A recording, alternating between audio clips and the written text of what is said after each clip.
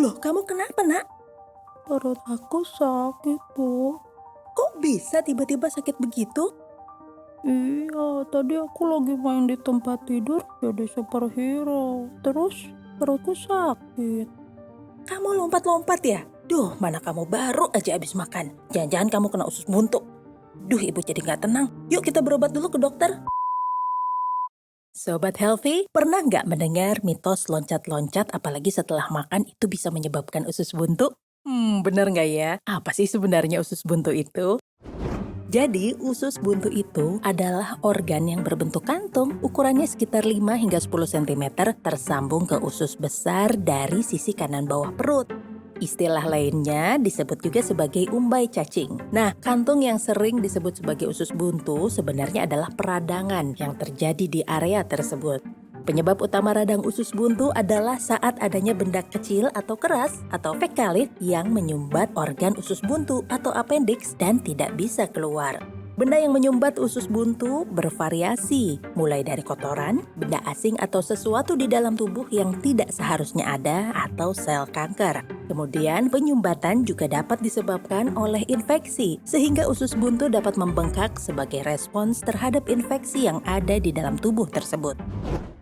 Gejala penyakit usus buntu pada masing-masing pengidapnya akan bervariasi, bergantung pada lokasi, usia, serta posisi usus buntu. Namun gejala radang usus buntu secara umum dapat menyebabkan ciri tertentu. Apa yang dirasakan saat sakit usus buntu? Berikut ini beberapa gejala saat sedang mengalami usus buntu.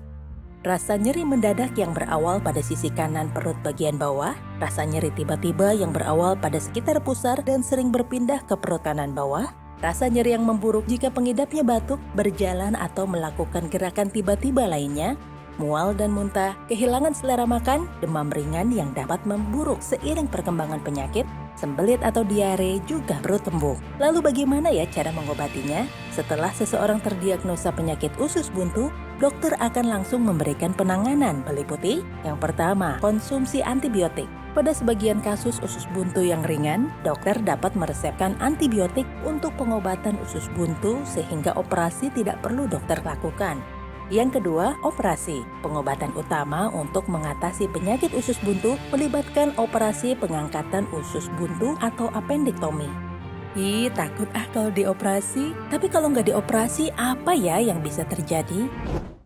Radang usus buntu dapat menyebabkan komplikasi serius jika usus buntu pecah. Dapat menyebabkan infeksi yang menyakitkan dan berpotensi mengancam jiwa, termasuk peritonitis, yaitu ketika usus buntu pecah dan bakteri tumpah ke dalam rongga perut, lapisan rongga perut, atau peritoneum dapat terinfeksi dan meradang.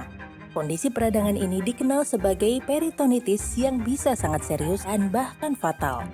2. Abses. Abses adalah kantong nanah yang menyakitkan, terbentuk di sekitar usus buntu yang pecah. Timbulnya komplikasi ini merupakan mekanisme alami tubuh dalam mengatasi infeksi usus buntu. Sementara itu penanganan abses dapat melibatkan penyedotan nanah dari abses atau dengan penggunaan antibiotik. Yang ketiga, sepsis. Dalam kasus yang jarang terjadi, bakteri dari abses yang pecah dapat menyebar melalui aliran darah ke bagian lain tubuh.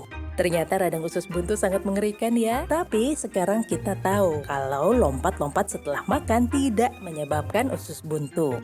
Kenali gejala awal dari radang usus buntu dan memeriksakan diri ke dokter secepatnya bila merasakan tanda dan gejala yang sudah disebutkan tadi, agar bisa mendapatkan penanganan sedini mungkin.